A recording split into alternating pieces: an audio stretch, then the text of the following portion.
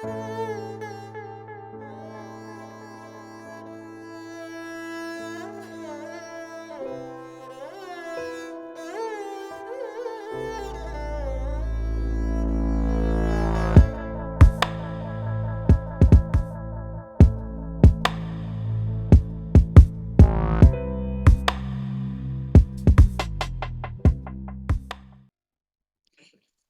chaka, chaka. Ah, Is it overcoming physical body soreness? Is that what we're talking about today? I have the same. Oh my God. I can't even tell you how much my butt hurts. Every time I sit, I'm having one of those like, oh God. Out of curiosity, is it more the right cheek than the left cheek or both? I'm pretty equal on cheeks right now. Yeah, I think from tennis, it's more one than the other. I'm a 50-50 weight distribution. If there's anything I learned from cars is you want even distribution. Welcome to Satori Prime, where we talk about sore ass cheeks. See, we're already overcoming self-doubt, negative talk. I wouldn't have been able to say this 5 years ago, probably even 3 years ago. Look at We're the three. being honest. Uh, What's up, everybody? Nice to have you here. Just do a little AV sound check for us. Let us know that you can hear us okay and see us okay. And please say hello, especially if you're new. And there should be quite a big slew of you in the new department. I think we are either close to or just broke through the 42,000 person threshold. I'm not exactly sure where we're at, but we're up there, which is pretty cool. Amazing. And if you're new to the party, just a quick introduction, even if you're watching this on replay later. I want you to know that Elon and I are here for one and only reason, and how we approach that is in a lot of different ways, but ultimately we're here to help you transform your mindset, transform your relationships, heal some really deep patterns inside the system. So we work on everything from mindset development here to basically rehabituating neurological patterns to healing really deep stuff which exists inside the system. And we'll talk about that today because when people think of self doubt and negative talk, they think about talking to themselves differently. But if you've ever tried to do that, how's that going? Right. So it's like our systems have, like any sports team, like a lot of momentum moving in a specific direction, and so we use different tools, first of all, to stop that momentum uh, through awareness and mindfulness practices. And then we want to basically enable you to walk down a different path, right? So if a train is moving down a tracks and a lot of momentum, we first got to stop the train.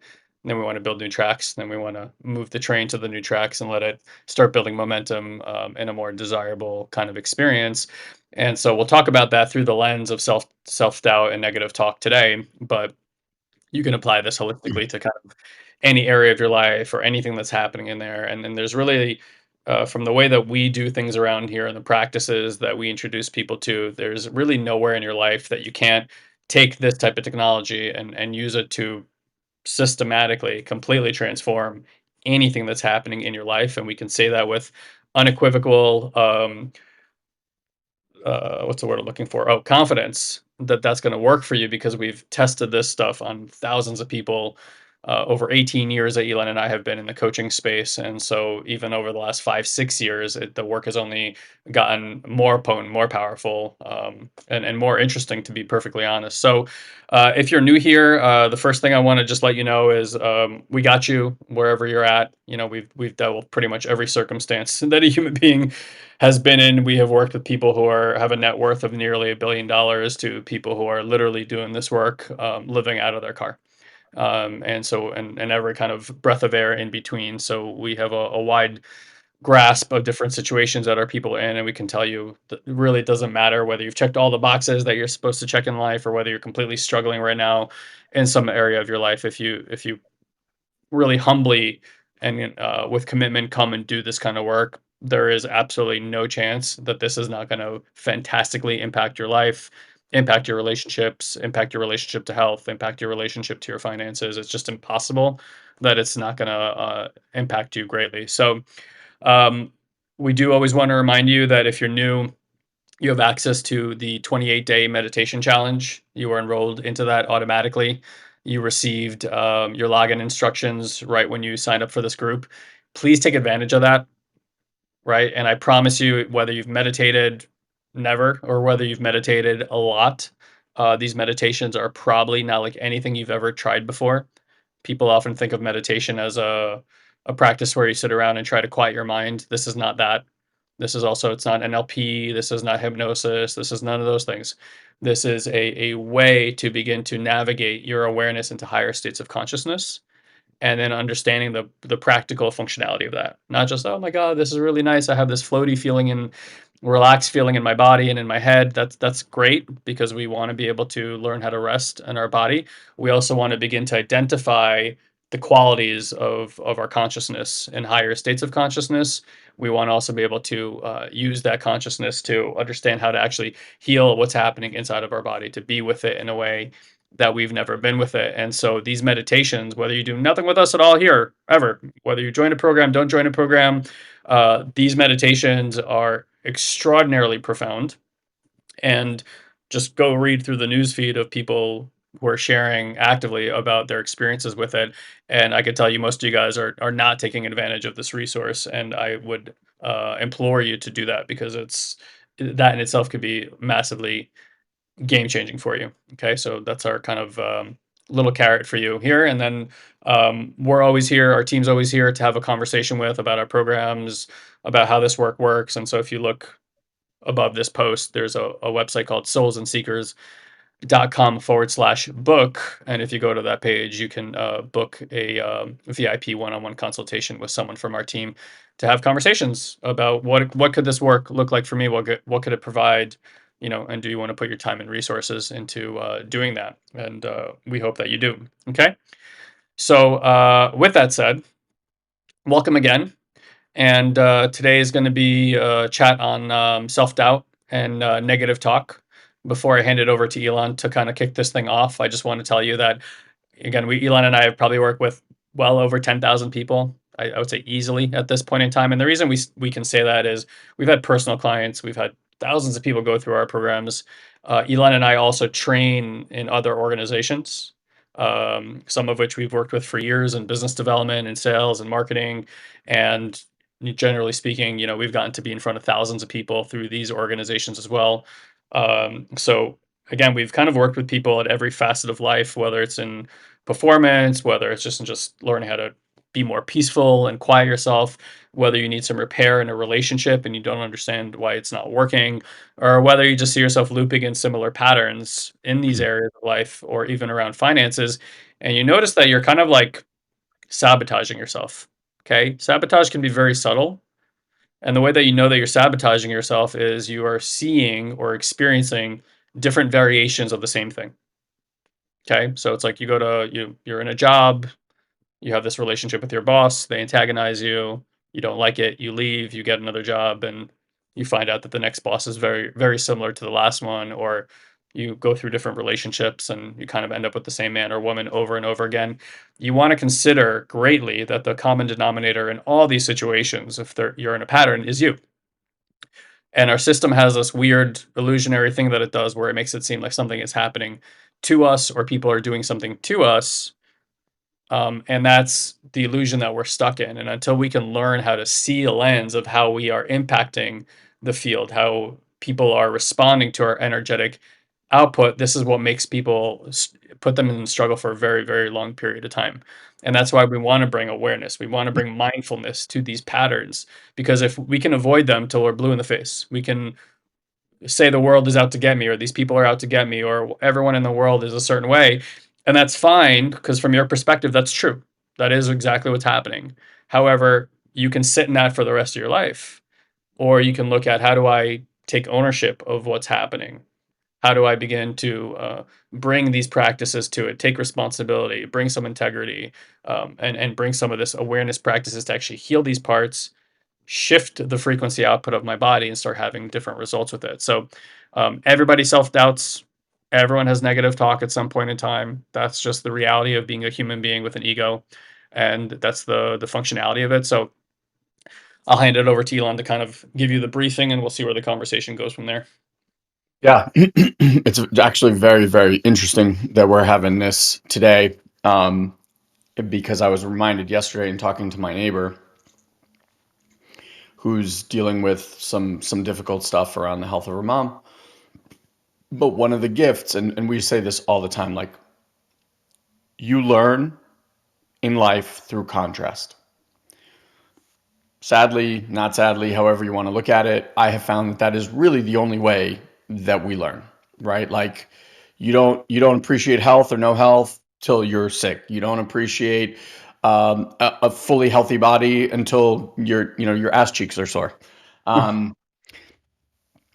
but at every such step of the way, like even as I watch my kids go through the learning process of like being human, there's things that happen in school, and contrast is just the greatest teacher. And so she's been, dealing with this stuff, and she was telling me that um,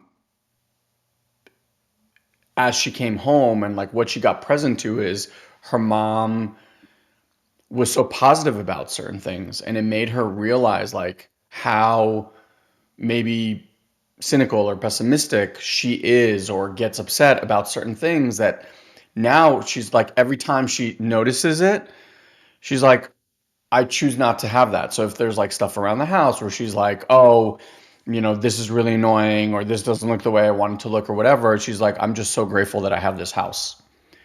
Or dealing with this or dealing with that, and she's like, oh, I'm just so grateful that I have the opportunity to be able to do these things, right? And I said something to her, which is kind of what I want to start by bringing through today. I said, I bet it feels like you're lying to yourself in the beginning. Like, I think I just said, like, I bet it feels like you're lying to yourself. And she goes, yeah, I feel like I'm faking it, or I'm this like, I'm an imposter, blah, blah, blah. And I was like, well, that's kind of how everyone starts.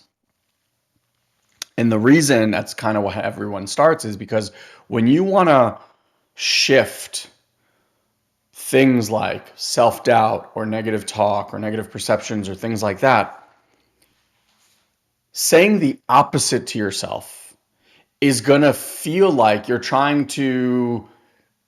making something up that's not real.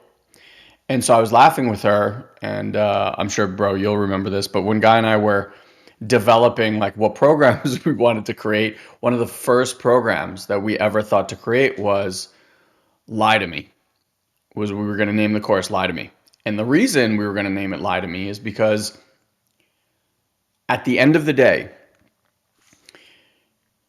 the things that you're reframing, quote unquote, right? Like the things that you're giving a new lens to or a new perspective to, the reason it feels like a lie is because the other way that you are viewing reality is just as much of a lie.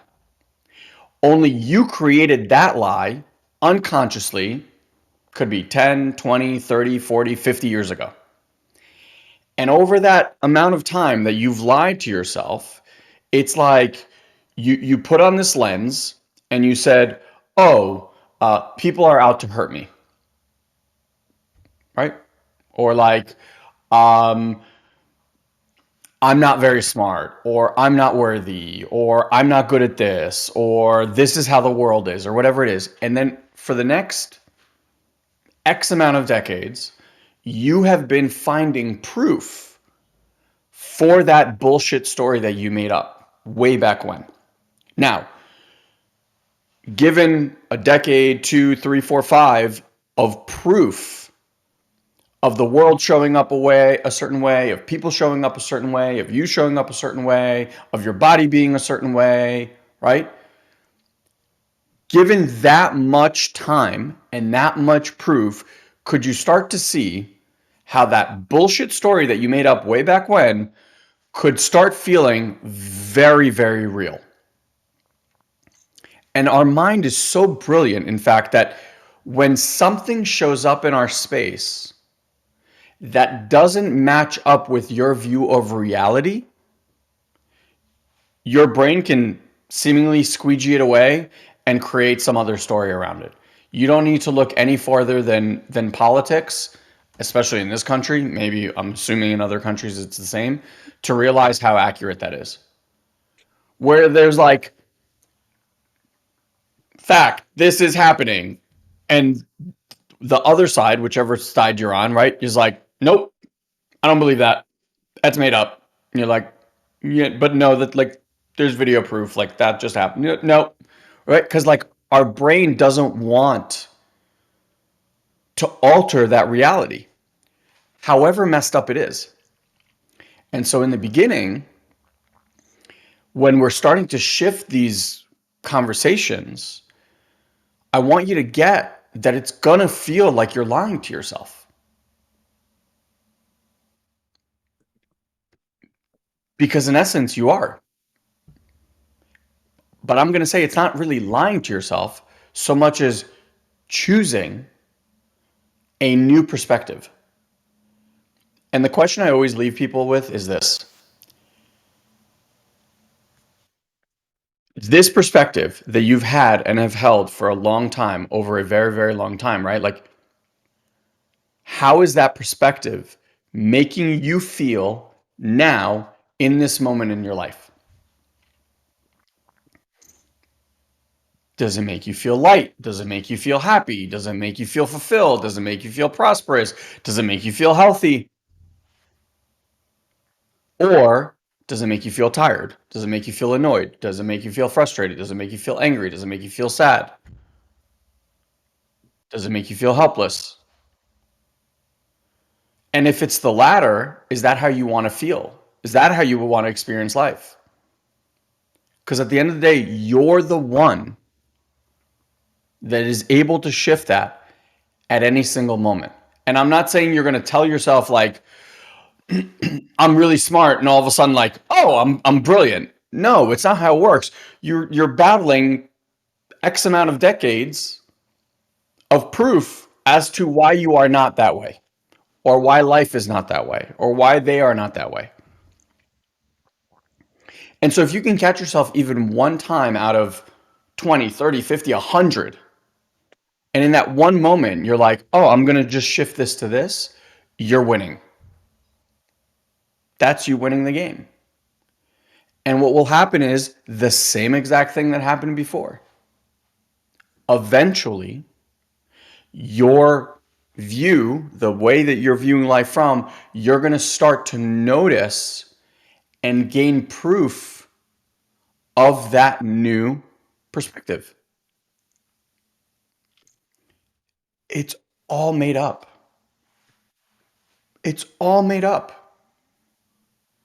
So if you're gonna make stuff up, to you is, why wouldn't you make stuff up that makes you feel good? That makes you feel excited, that makes you feel passionate, that makes you feel healthy, that makes you feel in love, that makes you feel connected. Like, why would you create anything else? And the reason that you do that is because your mind has a negative bias. And by negative bias, I mean it tends to, in order to protect you, this is like a made up thing, it tends to always look for the danger. Always look for what's wrong because it wants you to be on high alert to not get hurt. And so it's literally scanning, like hyperactive vigilant, for all the stories that you've created way back when because you thought that's what you needed to protect your being. Right? Like, think about people in your life. You might be one of them, by the way, who are cynical. Right? Like, you see the the cup half empty all the time. Right? So if someone says something to you, it's like, oh my God, this is going to be so great. We're going to do this, this, and this. You're like, yeah, but it also might rain. You know, like, what happens if it rains, you know?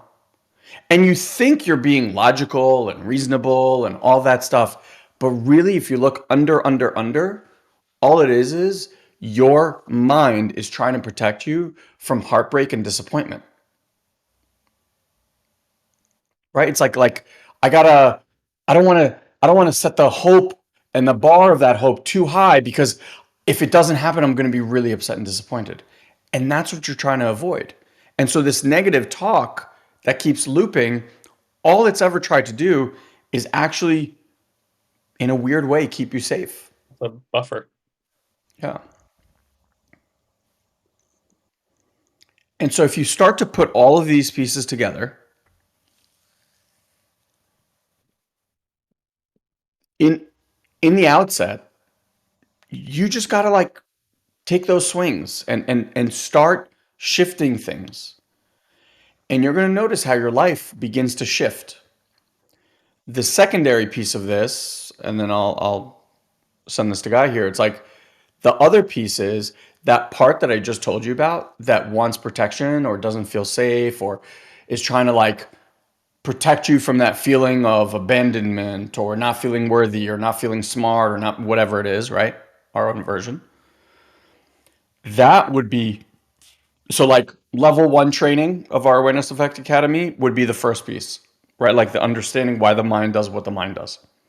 Level two and level three of our training would be to actually be able to go underneath all of that and start to heal the part that feels not good enough or feels not X enough.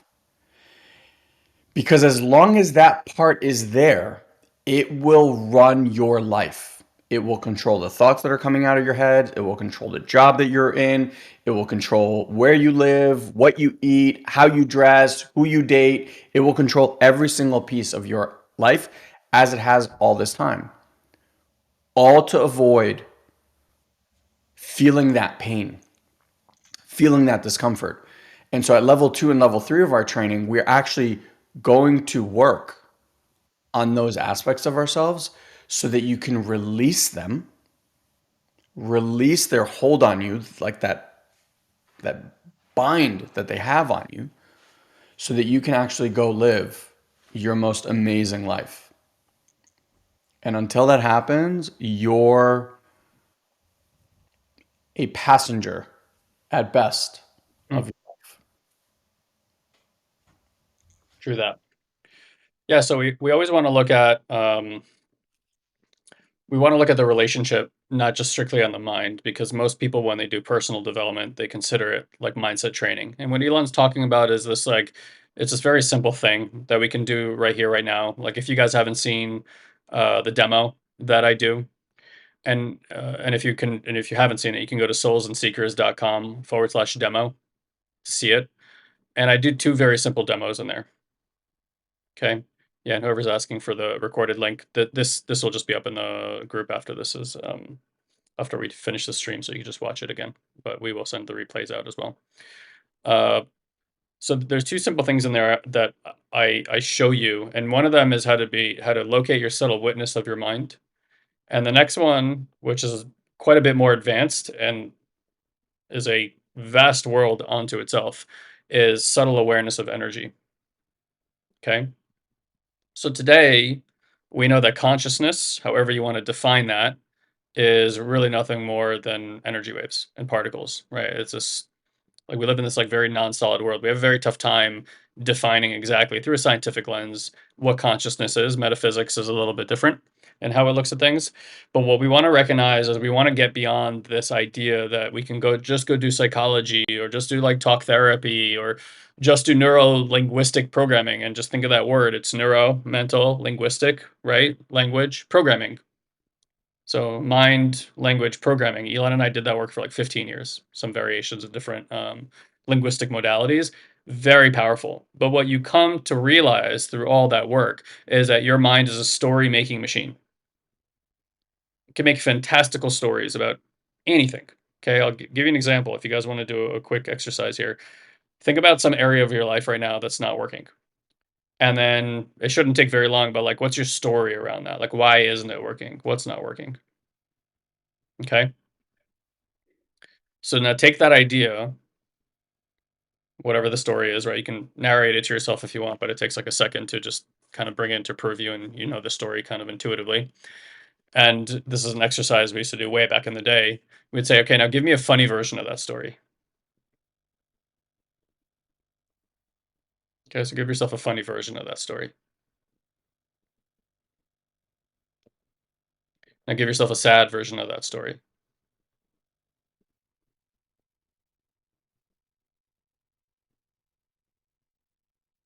Give yourself an angry version of that story.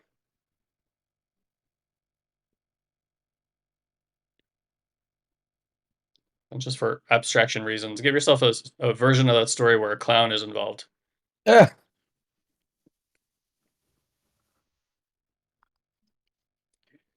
So maybe we used to do this exercise and we would sit there and have people write out these different versions of the story. But if you kind of tune in, you'll notice that your mind can on the spot generate any version of the story as long as you direct it to do so.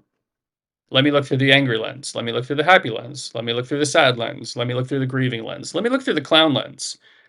And your mind can just begin to generate. And that's probably the most beautiful part about being a human being is that we have this incredible ability to just generate realities. And then the bad part is that we generate the realities and then we live in our own prison of our own making, right? Quote unquote, the matrix that we generate for our lives. The matrix is not something that's being imposed on us. The matrix is something that we impose on ourselves. Okay, like for any of you guys that know the story of Passover, that's what that story is pointing at. It's a metaphor for the matrix of the mind, essentially, right? And them escaping from Egypt is escaping systems, matrices of the mind. And this is just becoming more and more clear. Like as we dig in, even from a scientific quantum physics perspective, or metaphysical perspective, or like ancient wisdom perspectives, everything points at this, right? Everything points at this. So at the beginning, what's useful is to understand that I am generating the stories of my reality. How do we unbind ourselves from the stories? We begin to listen to how the mind is generating the stories. We create some separation between the story that's being generated that most people don't even see as a story. They actually believe this is the way it is. The story dictates that there's some fixed way that reality is. There's some fixed way in the role that you play in that reality. There's a fixed way that people interact with you in that reality. There's a fixed way that politics happens or the economy happens or all this kind of stuff. And you guys understand that no matter what situation's happening in the world, there are people suffering about it and there's people thriving in it. Who's right when that happens? Right now, we can argue philosophically. Well, certain people are in much worse circumstances; they can't deal with that. Okay, there's probably some merit to that, and we could probably find a lot of evidence for that.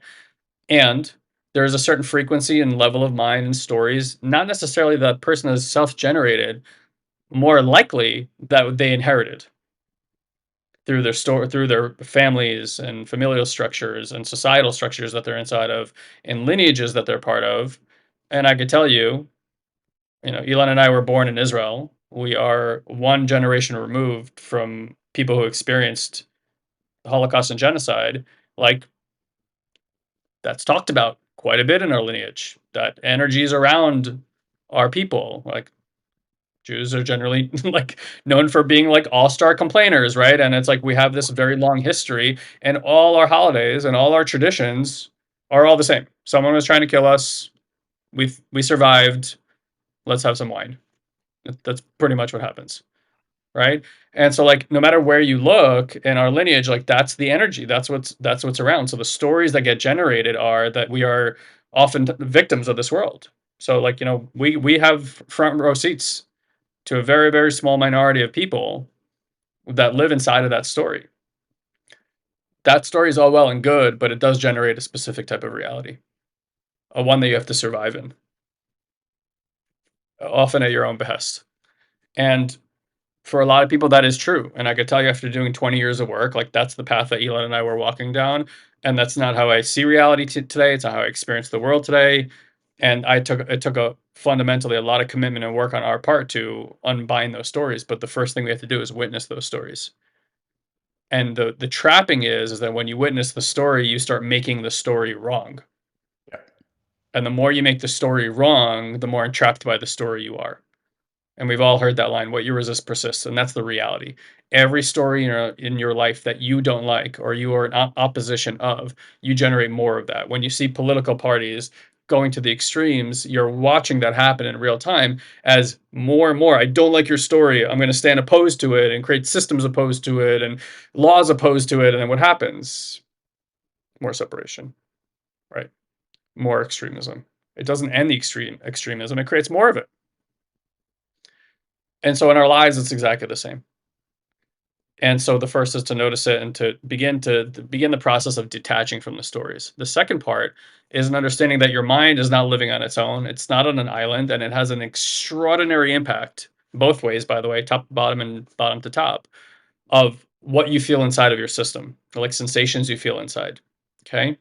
In fact, I would argue that you feel directly a sensation within yourself well before the story is generated.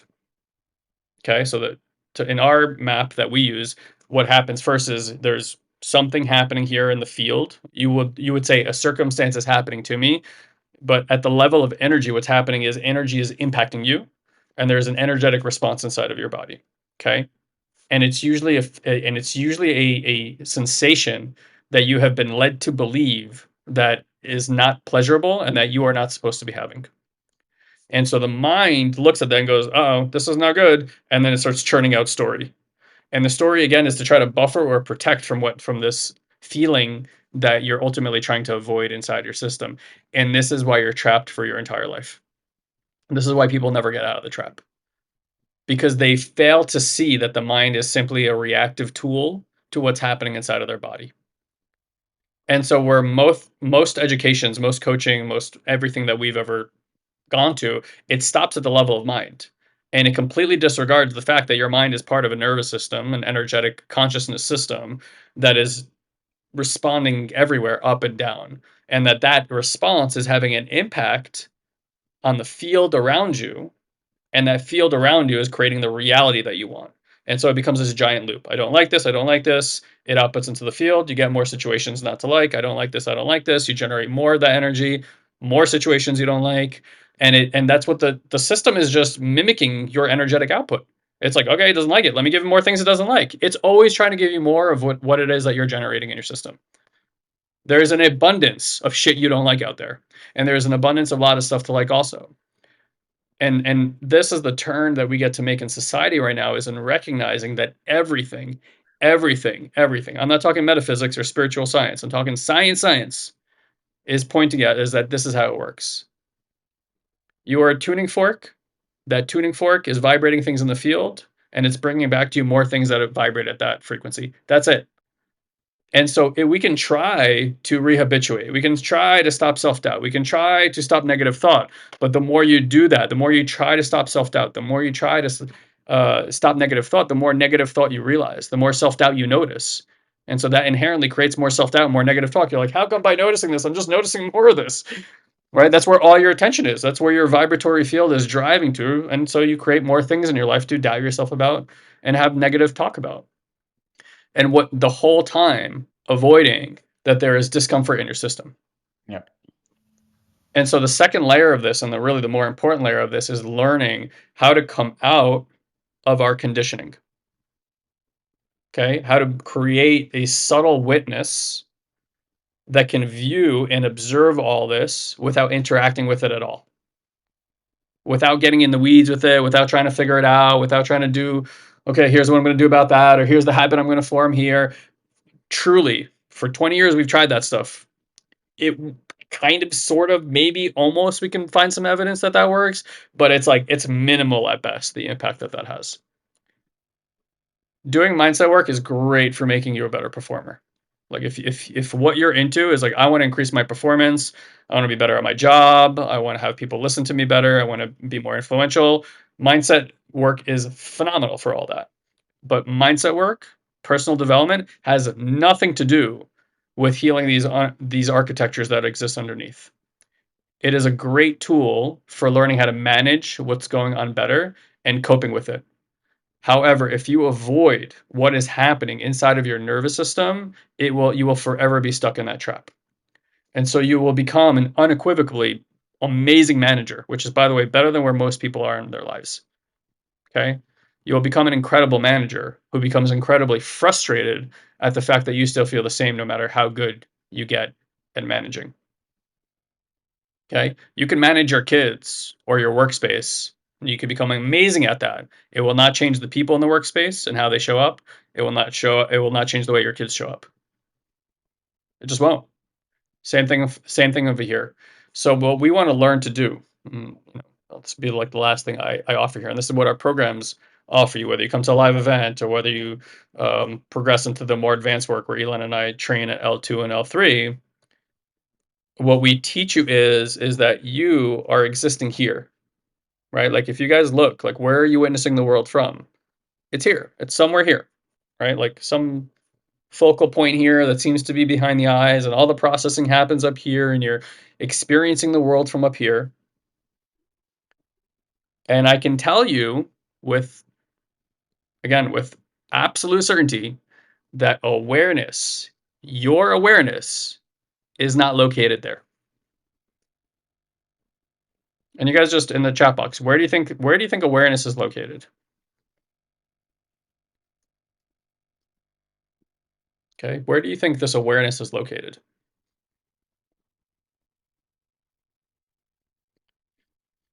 And while you guys ponder that, someone asked if you can be in awareness in the body most of the time, do we need all the mindset? You do need the mindset. And the reason for that is what we have found when we just did healing work, energetic, and consciousness work with people, and they go into higher states of consciousness. What the body naturally does when you go into states of higher realms is the body begins to metabolize energy that's stuck in the body. And all of trauma, what psychology and therapy considers trauma, is just stuck energy in the body. So when we go into higher states of consciousness, the body can rest and it starts metabolizing energy in the body. This is actually what heals the body, by the way. This is what heals all sorts of trauma, all of it, really. Okay. Issue is if someone doesn't do mindset work, and mindset work is another way of saying growing up work, and energy and consciousness work is waking up work. That's the contrast. We have growing up work and we have waking up work. So when people just do awaken practices and they're liberating energy, but they don't do mindset work, what you often find is a spiritual teacher that has no integrity. Or what happens is their mind is still untrained, and so it begins to recreate trauma from the past over and over again, and it starts looping it back in, and then they have to metabolize the energy again, and they create it again, and they loop back in. So we need both. Elon and I have seen that you just need both. Strange to say, but I don't know if you guys saw what happened with the Dalai Lama and that kid. I'm like, it doesn't make any sense until you start understanding these two different lineages between waking up work and growing up work, and you realize these masters of awakening are doing just that, and then they can act in this way that seems so immoral because they haven't mastered anything about the growing up work. There's a lot of mental intelligence in our world right now. There's very little emotional intelligence in our world right now. So back to my question about where it's placed. The answer is it's nowhere and everywhere simultaneously. It is pervasive through everything and everywhere. It's in the walls that you're looking at right now. It's in the air around you. There's nowhere that awareness is not. It's like asking, where is God? Show me where it's not. Is easier than showing me where it is. And so if awareness is everywhere, then why are we so fixated behind our eyes? Hmm.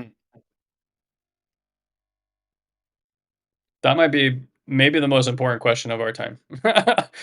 It's like, why are you so fixated behind your eye? And so what you want to understand that this fixation behind your eye is what we call in spiritual circles your ordinary mind, your local mind, and your conditioned mind. So your conditioning is here. And when you perceive from the conditioning, all you get is the responses, the reactivity from that conditioning. And until you learn how to come out of that and recognize that your awareness is not here at all, it is literally non-local. So you can be here with it, you can be in another galaxy with it. It doesn't matter. Like if I ask you, hey, put your awareness on the planet Neptune, instantaneously, your awareness is on Neptune. If I tell you to put it on the tip of your big left toe, instantaneously, so your awareness will begin to be in your big left toe. And if we continue this process and this curiosity, you'll notice that where you place your awareness begins to change your experience of how it is that you perceive and view your reality and the world around you and yourself. And so awareness is this unbelievable infinite map that we can play with it in very interesting ways and go into what people think of higher states of consciousness, which is really just locating awareness in different places. And that as you place it in different locations, think seven chakra systems, these are all different portals for different energy centers in the body. You will start noticing that the quality of your experience changes and what's useful, why Elon and I are useful, why Elon and I have spent 20 years and north of $1 million to learn these things is because you need someone who's already done this work and had these realizations, these self realizations, and awakened and liberated this energy to be able to point at it and even transmit it to you so that you can learn it. And if that seems too abstract for you, it's really no different than the way that a parent teaches a child. Not at all. There's literally no difference to it. A parent is realized, and however they're realized, they're aware of what they're aware of, and the child becomes realized and aware in the same way that the parent is. That's the initial training that any human being gets. So if the parent is fixated behind the eyes and living in their conditioning, so their energetic composition literally teaches like a template to the child to also be conditioned and come over here. Humanity didn't always live up here. That's actually a kind of a relatively recent thing in the last few thousand years, and hence you see the world of the mind. This is the quality of that world. This is the quality of this mind. This is what happens when it's the only tool that we use. And we are giving it so much energy and so much power and bowing to it. Like it's like the ultimate thing in the world when it's like I could tell you from having done this now for many, many years, it is far, far, far, far from the only way a human being can live and perceive reality. Right. So when we come out of here, this is what I just want to point to, and then I'll kick it back to Elon. When we come out of here, there is a intelligent response that our biology has, literally of self healing. I cannot tell you how pleasurable it is for Elon and myself to know that we are not the healers for people and that it is not our responsibility to heal anybody. We are simply guides that point to the qualities of awareness that we have learned by other people pointing at them. We're like, "Hey, take a look. Did you notice?" And the person's like, "Yeah, I did notice that. That's interesting." It's like, "Yes, that's very interesting." Now, have you noticed when you do that that there's a response in your biology? And the person's like, "Yes, there is." Okay, what is that response? Well, this is happening, that's happening. Great. Now, as that energy starts to move and metabolize in the body, the person suddenly notices their mind quiets down. The mind becomes less reactive because what you're doing is you're metabolizing the source of the reactivity, right? If I stick a thorn into you, or if you're constipated or in pain or discomfort of some way, your mind's going to look down and be like, WTF, we got to deal with that. It's going to react to it. If I pull out the thorn or you stop being constipated, what happens to the mind? It just calms down. So we are working on metabolizing the very source of this negativity, of this self doubt, of this pain. And all it needs to do is just move out of the system. That's what liberation is. Liberation is not rehabituation. It's just, it's not even there anymore. And then habit forming is very easy when the thing that's creating the reactivity is no longer there. Now there's space for something else to arise. And that's where you get to say, it's like, well, now there's all this space. Now what's the reality I want to generate from this energy? Not from the old energy, but I'm reorganized. I'm feeling this new energy in my body. Boom, let's create, let's manifest. Has a lot of potency. The action that you put into the world has a lot of energy behind it.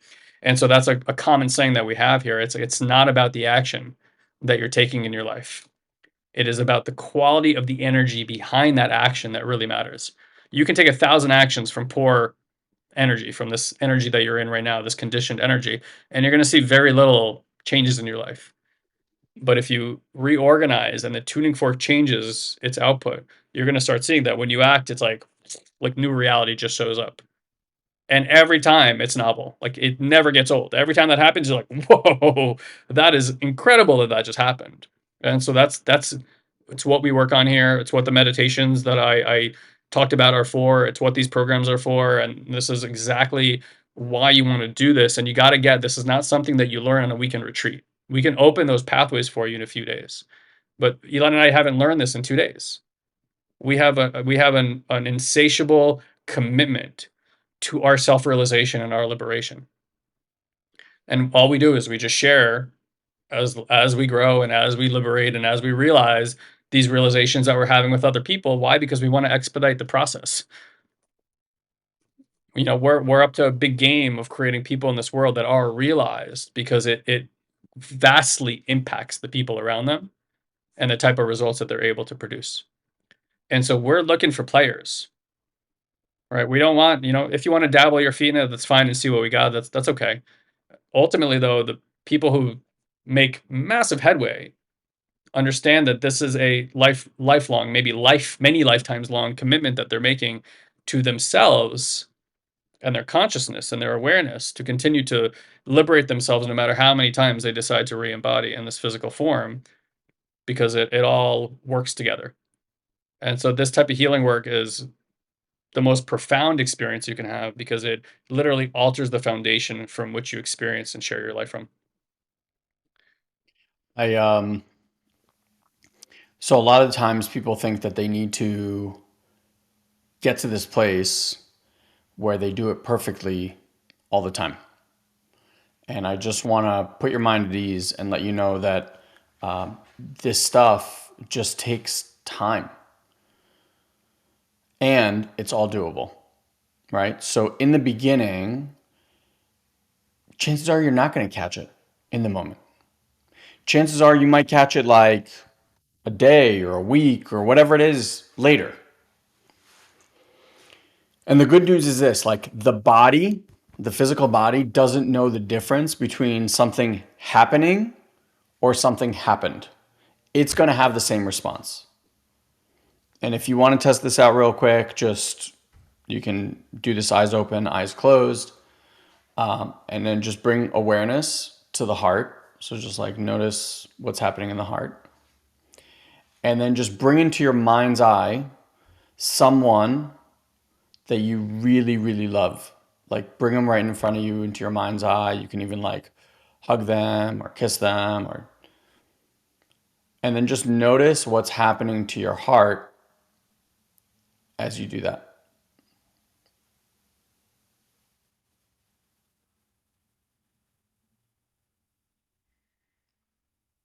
Now shift in your mind's eye to someone that you really dislike or don't want to be around. Or it could be a person, it can be a circumstance. And just begin to notice how quickly your heart shifts. Again, just realizing and recognizing that the person is not here in the room with you in either situation. And then just so we don't end with your heart all contracted and closed off, bring that person that you love back into your mind's eye. And then just again, just notice what happens to the heart.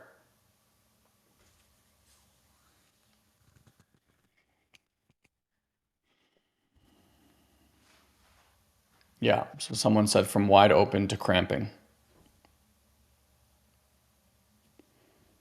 And then how quickly back to wide open, right? And so the body doesn't know the difference. It is it has awareness that is infinite and boundless and timeless. Like whether it's in your mind's eye, whether it's happening in reality, it's going to respond the same way. So in the moment that you missed, right? And you maybe got upset that you didn't react or didn't catch or whatever, right? What you can do is you can sit down, and I'd highly recommend one of our meditations to do this, especially the first healing one, which is week one of the 28-day cycle. And what you can do is you can actually first bring safety into your system. So you kind of like sit in your environment and you just notice that you're safe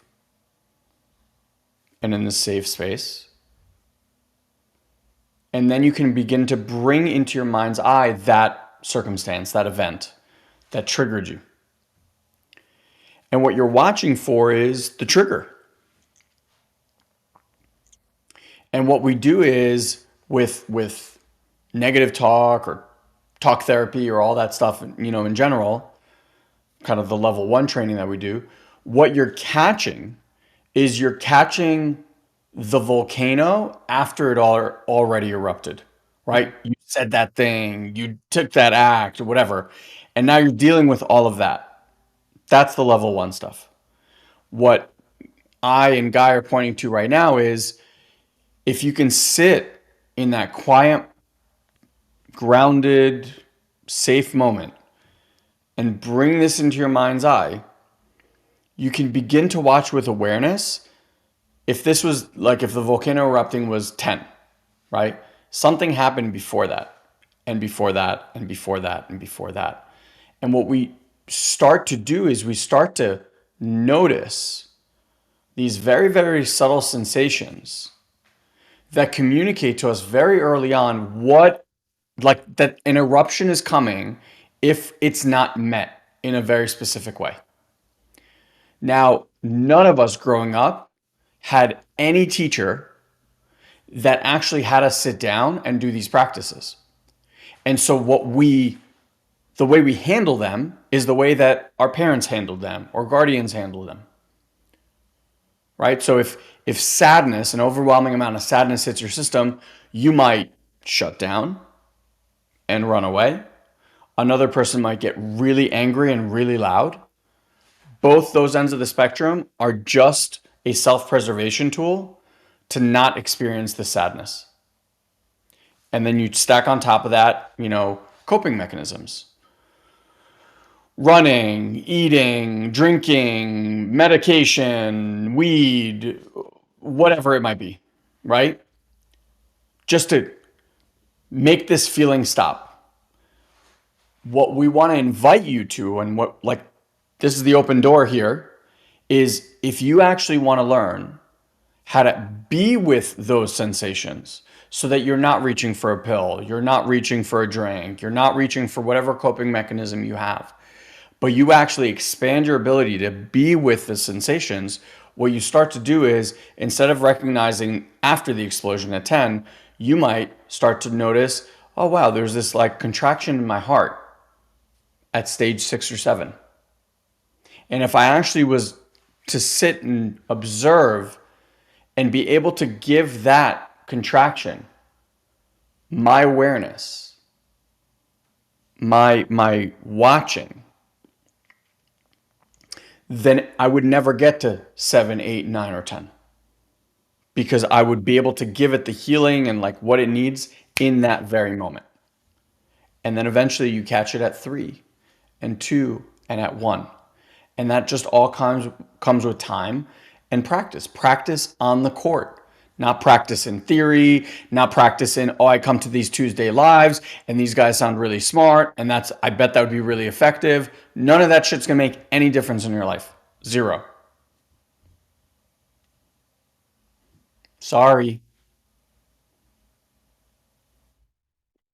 You can't be a chef by reading a bunch of books and watching a bunch of videos. Like you got to get in there, right? My daughter's like really, really creative, loves to cook, loves to bake. For every one great thing that she makes, she probably makes 9 that are either burnt or shitty or are inedible. And every single time she learns, she iterates. Okay, I needed to keep it in the oven a little bit longer or a little bit shorter. I needed to mix this a little bit better. I needed to, right? Like she's learning. That's how we learn. All of us. Learning happens on the court, nowhere else. And so if you're willing to do the work, like I would say, step 1 is if you're not in our 28-day meditation, like get on that.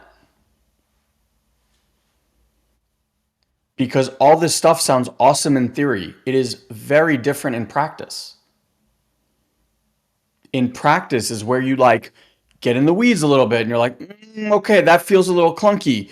Why does that feel clunky? Well, that's where you get support. right? Like that's where you have a coach or a mentor be like, oh, just shift this. And then you do it again. And you're like, oh, wow, that feels so different. But no one can give you that instruction if you're just going to sit there and like start to collect more data and more information and more data and more information. And unfortunately, that's where most old souls and seekers live, in the world of collecting more information. Give me that aha moment so I can feel good about myself.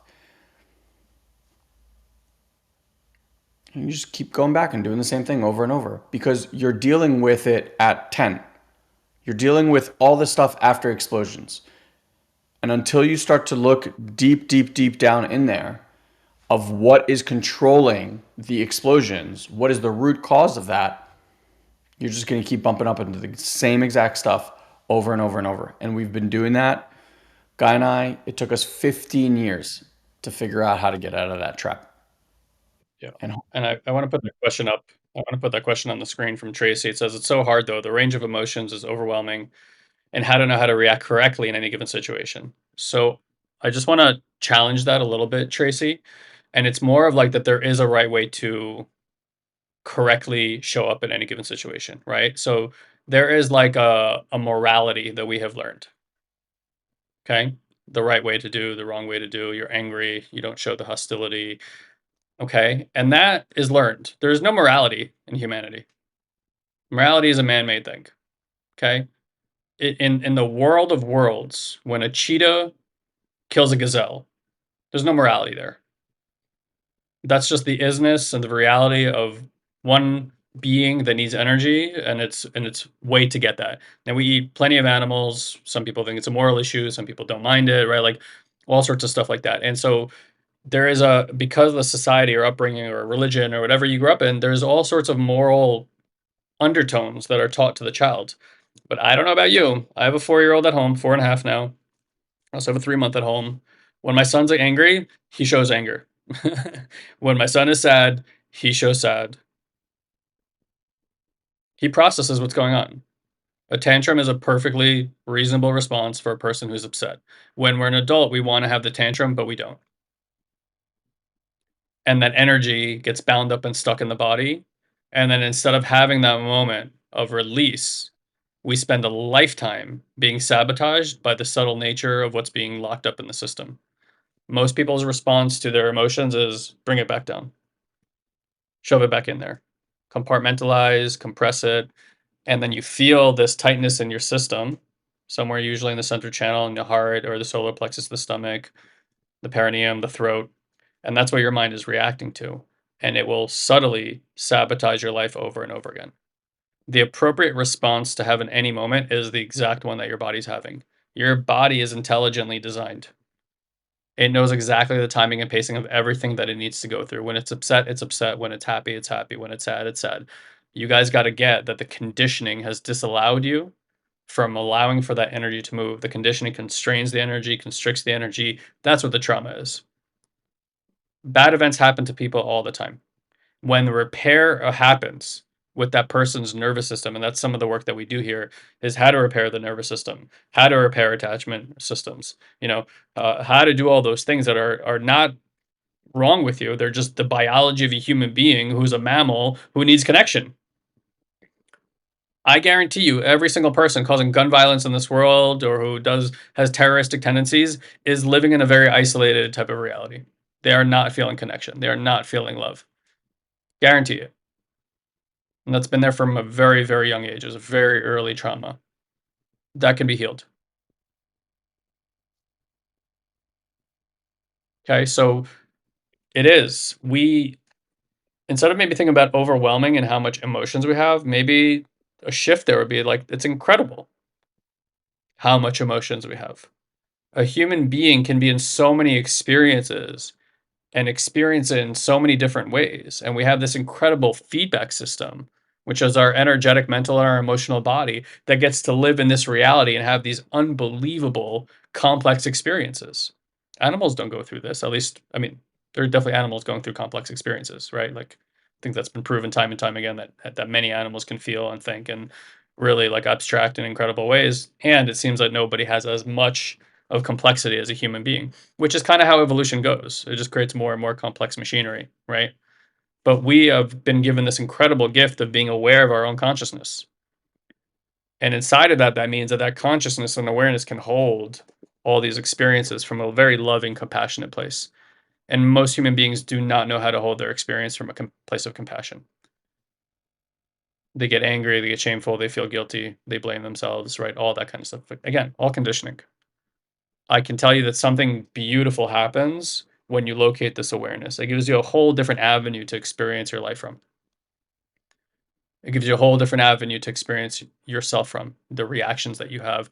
And at the end of the day, you really become like this beautiful holder of compassion for your inner child. Again, like I have two children at home. I don't feel like an adult. I remember when I was a kid looking at my parents, I thought it was them as an adult, but as I've become, edging towards my 40th birthday right now, I look at my children and I'm like, I'm a child raising children. Like that's all it is. Like there's no distinction because my awareness, my like nothing has changed. I'm timeless in here. The body's getting older, sure. But my awareness, my consciousness, my nervous system, it all works exactly the same as when I was a child. And I think that's what with mindset work you get this very good manager, which feels like an adult, but the child inside is still upset because the child hasn't been able to express itself in such a long period of time. And then you think, oh, it's complicated in there. My emotions are really complicated. They're not that complicated. You just haven't let them out in a while. And so there's a way to hold all that that doesn't just create more destruction. Because I think for a lot of people, it's like, well, if I show this anger, it's going to be destructive. It probably is the way that you're going to do it. Because I did that for many years and I understand that. Or this apathy or resignation that I feel in my system, it feels really sticky and real. I understand that. I really do get that.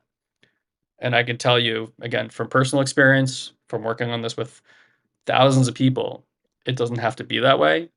We can try to explain to you guys how this stuff works, but there is no secondary to actually being on the court and playing the game and facing this stuff and not avoiding it anymore under the disillusionment that if you avoid it, it's going to go away. It doesn't go away. It just sabotages your life ongoingly. That's just what happens. So if you really want to play, come play, right? Like that's why you want to have a conversation with our team. Okay, what does it look like? What's my time and financial investment? Is this something I want to do? At what level? And have those conversations, and at least give yourself the opportunity to make that choice. You don't have to do anything here. It would be stupid to do anything you don't want to do. But if you really want to do this, we could tell you that it requires your commitment. It requires your vigilance. It requires you show up for yourself every single week. Like we don't take one shower a week and then we're like, we're clean, right? Or one shower a month and we're clean. Like you're committed to your health. You're committed to your cleanliness. You show up. You have a commitment to brushing your teeth, so you have teeth again, right? Like for as long as you can. It's the same thing with your spirituality. Just you guys gotta understand that people don't invest their time in this, and it seems kind of an odd choice to make because it is the foundation from which you experience everything. So if you want everything to change and transform in your life, it's like when somebody goes to the gym and they're like, I want six pack abs, and they're like massively overweight, and they're like, how do I spot lose weight over here? How do I just get rid of the fat over here? It's like, it doesn't work that way. You can do 5 million crunches. You won't see your abs if there is a layer of fat in your body. You have to holistically approach your health, your eating habits, movement every single day. And guess what? As the body loses fat, then so this area will eventually lose fat. That's why they say abs are made in the kitchen, not in the gym. But people get like, how many ab machines have they sold over the years? That's the disillusionment. Like, yeah, okay, if you just do this ab machine, it's finally going to see your six pack abs. Bullshit. A holistic approach is the only approach. Okay, so I think we'll leave it there. Um, I wanted to leave you guys with this video, but I can't find it right now. So I want to give you guys a sense of the type of work that we do here because it's better to hear from other people's mouths. And so I haven't done this in a while. I'm gonna finish off today by just playing out people talking about their experience with doing this energetic work. And you can listen from the mind, certainly. I also want you to see if you can feel what they're emanating because they are sending a frequency with what they're saying as well. And the people are sharing this from a state of awareness, which might feel really different than listening to someone report about things. We do these experiments with people. It's like what it feels like to talk about something from the mind, where you're like reporting on the weather versus just being in the experience of enjoying the weather. So I'll play you guys out with this. Again, if you want to chat with our team, soulsandseekers.com /book, and you can have a one-on-one VIP call with one of our consultants. They can walk you through all the process, all the logistics, and all the things that go along with it. Okay. Love you all. Thank you for your time and attention always. And we'll see you here next week. Bye, everybody. Hopefully this works. Oh, I see. Okay. Let me do it this way. Cha-cha-cha. 1 second. Here you go. Enjoy. How do you put words to something that is inexplicable? How do you try to convey, other than I hope the energy and the love you can feel coming through this, like how amazing and cracked open I feel? How after a life's journey of traumas and bliss and books and self-development and walking the Camino de Santiago, which was 800 kilometers in 33 days of meditation and being connected to earth and interacting with other pilgrims for all over the world. What an amazing experience that was. That changed me, but I can't tell you how much more 2 days with all these beautiful souls online in this event, how much more that even cracked me open, how that did crack me open, finally cracked me open. The deep-seated feelings of well-being, of connection, those aha moments, going into this with no expectations, with my heart open, it's life-altering. I sort of equate it to being when you first fall in love with someone and how blissful that is and everything's great and wonderful, and then, it's the honeymoon period. But this is not that. This is the honeymoon period with yourself, which is never going to end. I cannot stress enough how much this is actually easy, as they had said. Come if you're called, come if you're engaged. My experience, I can tell you, is not atypical. It's extremely typical for those that open up and feel this connection together. Can you do things on your own? Absolutely. Can you do things one-on-one with coaches? Fabulously. I get chills saying this, can you grow in leaps and bounds when you connect with a large group of like-minded souls? The energy between us all, the love, that deep-seated feeling of wellness and connection. You're not alone. You're here for a reason. Nothing's a coincidence. Like, it just all clicks and becomes this most beautiful experience. I hope for any of you that are remotely called to do this, that you will seek these people out, this organization out, this love out, because it's there for you. It's that easy.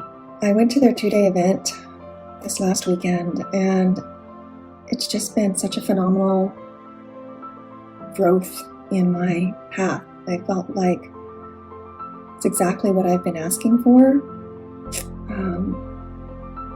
I had this amazing ability to really, truly come inside myself, listen. So easy. I've been, quote, trying for years, but I think that was part of the problem. I was trying too hard.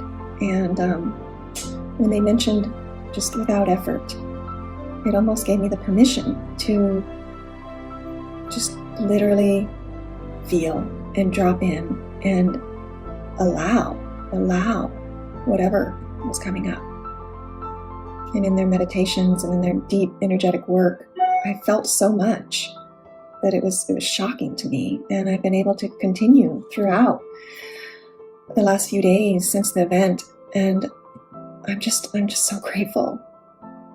I'm currently in some challenging times, and I feel like that was the missing piece. I've been trying to do it from my mind and not knowing how to really deeply go into my body and feel and heal. And that process was unleashed during this event, and I'm continuing it. And I'm so amazed at how easy and how effortless it really is. Been on a path of embodiment for many years.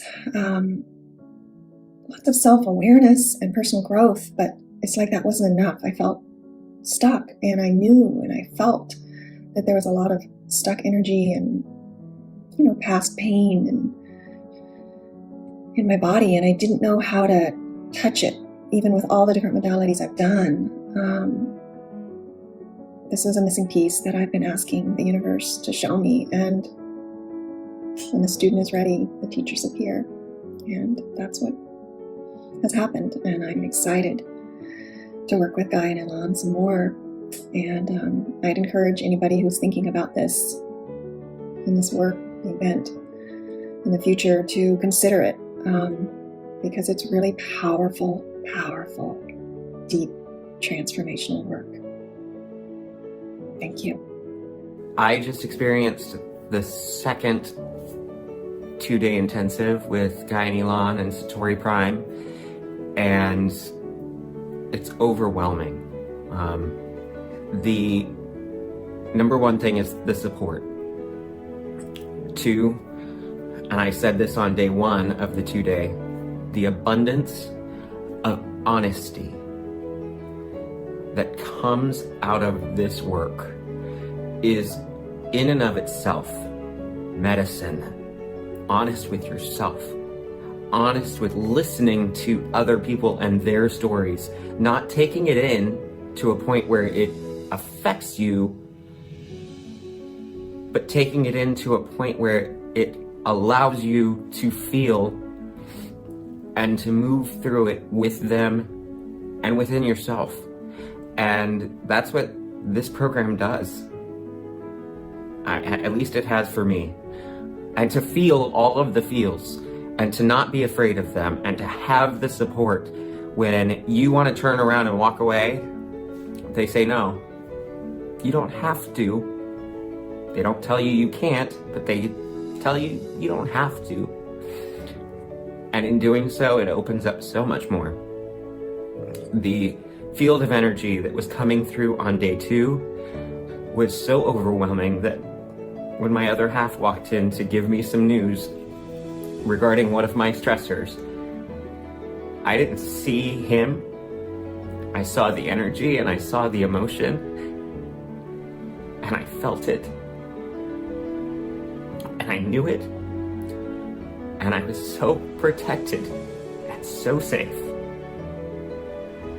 that moment alone was worth all the weight in gold.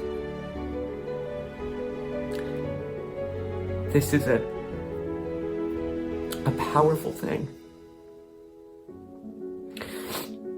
I can see it changing my life in good ways, in ways that I still question, and in ways that I want to still question. Thank you to the entire Satori Prime family. Thank you. I'm better today than I was yesterday. I was better yesterday than I was 2 months ago when I signed up for round 1. And I can't wait to see where this journey takes me and us together, because I know that we're going to be better a month from now, a year from now, because we're doing the work. So, thank you. Mwah. So I've been trying to find what happened to me that day, and the new traumatic experiences just kept happening to me. And it felt like each one, the next would be more extreme than the last. It didn't matter how many books I read, how much I prayed, how much I meditated. I went to counseling. I still am in counseling. I've been going to counseling my whole life. I had a life coach. I'm actually training to become a life coach as well. Working out, vision boards, affirmations, you name it, I did it. I wanted to know all about it, but it didn't help me stop my cycles.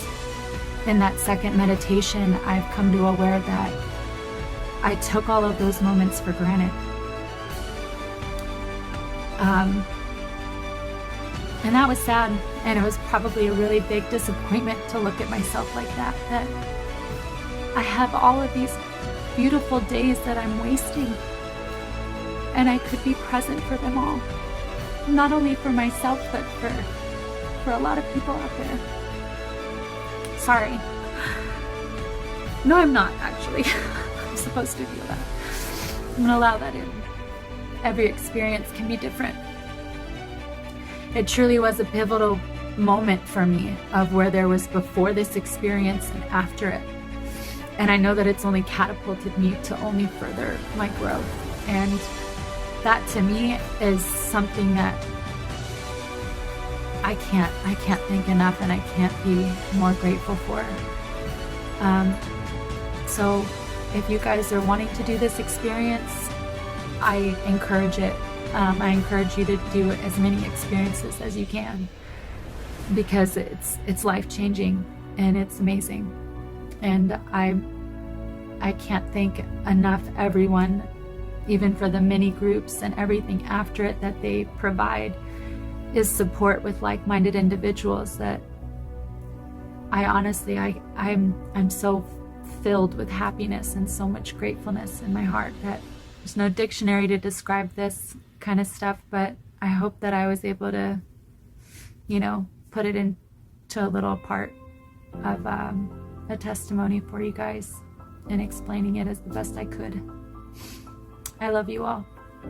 It's been a wonderful 2 days, emotional, and I just had to take a couple days to process it all, because it just seemed, but it was very, very intense, and it was a wonderful journey to be on, that's for sure. There's 2 reasons for me that hurdles that I kind of had to take. Excuses, right? We make up excuses for ourselves, and whatever they are. I don't have the money, I don't have the time, it's not the right time for me, or I can do it on my own, whatever. You have those excuses and you go back and forth in your own head.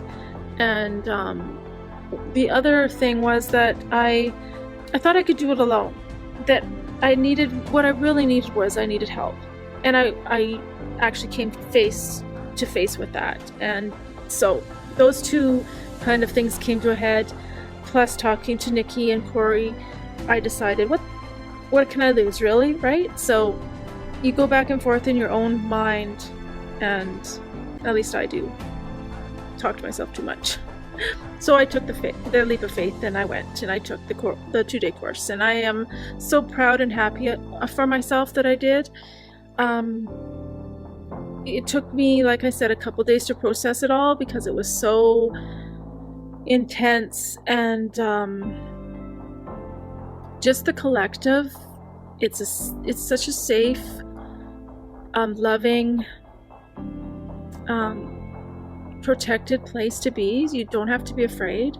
And if we're on the fence, going back and forth like I was, I recommend that you just do it. It's a gift for yourself. The support, the love, that's exactly what I needed. I needed to have someone to tell me that, I'm worth it, and I'm not alone, that there's other people out there on the same journey, have the same feelings as well. Thank you so much for just being there. It's amazing. Love you. Trying to put into words the experience that I had, which is actually quite difficult. I went on a journey for the best part of it.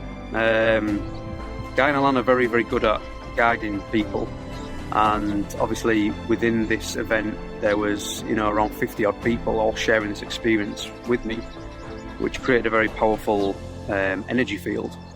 And as they were guiding us, and to get people to understand and help you understand certain aspects of yourself, we are multidimensional beings. We live in multiple realities at the same time, and I think what happens is we get pulled into this reality, as beautiful as it is, through our senses, and that isn't every reality. There is lots of other areas for us to explore, and Guy and Alan are very good at guiding you to open up these different pathways, these different realities. So for me personally, deeply connected to the earth, I felt almost just part of the energy field of the earth at times.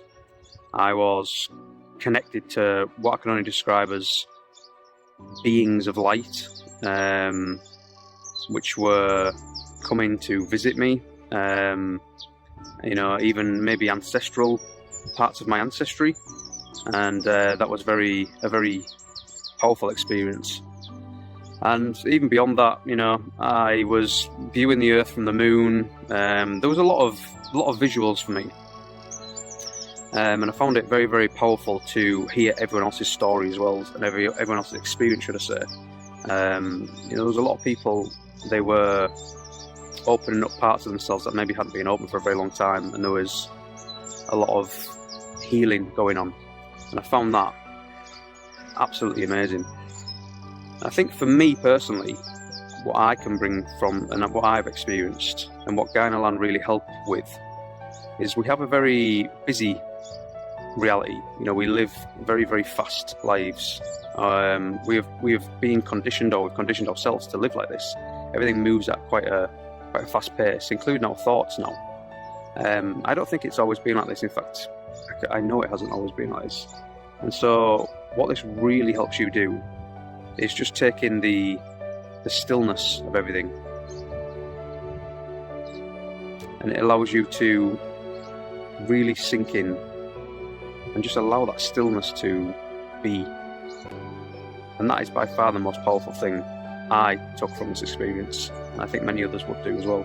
And if you haven't been on it, I would definitely recommend going on it, 100%. Like I say, it's hard to put into words, the experience. So I didn't know what to expect from the 2-day Intuitive Mind event. And honestly, I was a little bit anxious about spending that much uninterrupted time just focused on me.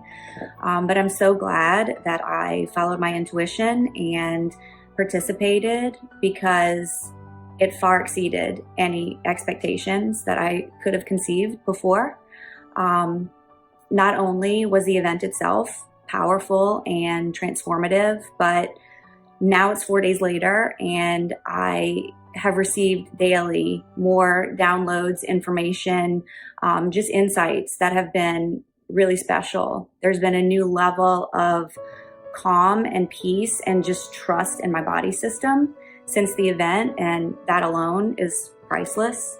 I can't wait for more events. I think Guy and Elon are so knowledgeable and supportive, and I can't wait to continue this beautiful journey with you. Thank you so much for the work that you do. I love you, and you're really making the world a better place. So thank you. I pondered over doing this, trying to work out how do I explain what just happened. But the first thing, I guess for me, a lot of the energy workshops I've done is generally with women. It's generally, it's not unheard of that I go to events and there's me and 19 other women at these events, held space by women. I just seem to be more attracted to, I guess, the feminine, if you need a word. Or there's just not a lot of men going to these type of workshops. I never knew, I just go along. These two have cultivated within themselves the ability to hold gentle, loving space. And from a big-hearted man like me, that to me is priceless in itself. There's a little bit of a finding home. And for a weekend where I did fuck all, there was just space. Just space.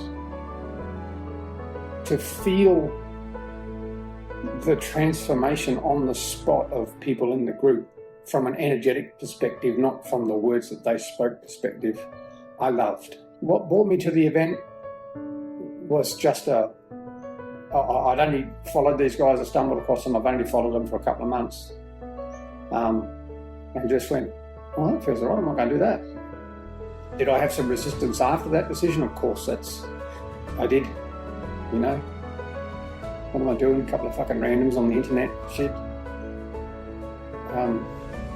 I have a little gullible piece, so I'm very wary of being taken advantage of. Yeah, so for you, it's a feeling. It's a feeling. It's not an intellectual decision.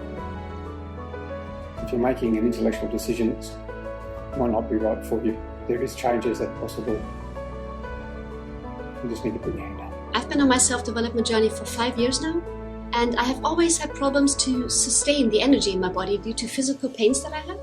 And these pains, they like feed the blockages that I have in my body. So falling into mind and stress and self-sabotage over and over again, for me it's just inevitable, because I never really could hold that foundation inside, that was missing for me. And when I heard that Guy and Ilan had a live event coming up, and somebody invited me if I wouldn't like to join, because that was exactly what I was looking for, to get unstuck in my energy and unstuck in self-sabotaging myself. So my mind went a bit haywire because I had a work weekend that weekend, and I didn't really have the financial means to join. So I thought it over, and I went to my boss, and I was able to switch my work weekend around, and I lent the money from my husband, and I could attend. So because I knew not going was, just something when it feels right, you've just got to get that. And that's what that event was for me. And during this event, what happened for me was I've never felt something like that before. Nearly at the end of the event, when we were invited to join an exercise, it just released a wave of ugliness and shame inside myself that flooded out me. I could see and feel all that blame, everything just flooded out. And what I realized was that I just forgave myself, and I didn't know that was a work that I still needed to do. And when that happened, it was as if my solar plexus just opened up when all that wave of ugliness and shame went outside my body. I can't explain it any otherwise. And I couldn't grasp these feelings that happened over the 2 days, but it was as if my body and soul were getting ready to release all that. So I didn't understand it, but my body already and my soul knew what was happening to me. And it was just amazing that everything inside myself knew that I couldn't carry those and handle those feelings anymore. So at the end of that exercise, everything that blocked me was just gone. And it was always as if my solar plexus was pushing me down. And now it is as if I have a strong person inside myself, like this strong energy that opens up. I don't know how to explain that. And it's just a feeling like, oh God. Even just expressing my feelings on camera like this, or being vulnerable, it's just nothing that I've ever done. So this is really new to me, and I'm nervous, but it's also exciting to just be able to do this and not hide underneath my stomach anymore and just being pushed away. So it's fantastic. And these are really exercise and tools that Guy used that everybody can learn. I think it's always being so overcomplicated to get in touch with your feeling inside that a lot of people are afraid to do that. And I just went in open-minded, and I just believe everything is possible now. It's just, it's fantastic. It's really fantastic. I've never felt more like myself than I do today. So really, I appreciate you, Guy and Ilan. Thank you so much for the work that you two are doing with this beautiful community, and I just can't wait for the next live event to happen. So until we see each other again, all the best to you, and thank you very, very much for just setting me free and just making me smile the whole day. It's fantastic. Thank you. I walked in with an open mind, and what I walked out with was a lot more than that. I walked out with an open heart, an open mind, and a whole new experience. And it was so worth it. A life-changing experience, I could call it that. I've never felt that way before. I have read many books. I have taken some courses. I have been working on my personal development. And I found the weekend has changed me forever. I felt at peace. I felt secure. I felt safe. I felt loved. And I felt completely tranquil and still. And it was an amazing, amazing, amazing experience, providing a very safe, comfortable, loving, supportive environment. They constantly reassured us. They were there to support us, and we could feel that. And I thank them so much for that. I felt like I was flying high that day. The point that I had reached through those 2 days in my experience, in my meditations, I have never reached that level before. Also, the people that attended in the group, everyone was amazing. Such great experiences. gave you so much perspective, insights on what everyone is experiencing and how we can, help support each other, learn from each other, and also build friendships in the Facebook group that we have. That is a wonderful thing. I'm checking it every day, and it's just amazing, the amount of beautiful souls out there, and I highly recommend this. And I hope you too come and join our live experience once again and see what it's all about. And you too will see that it is life-changing. And I thank you all, and I hope to see you there.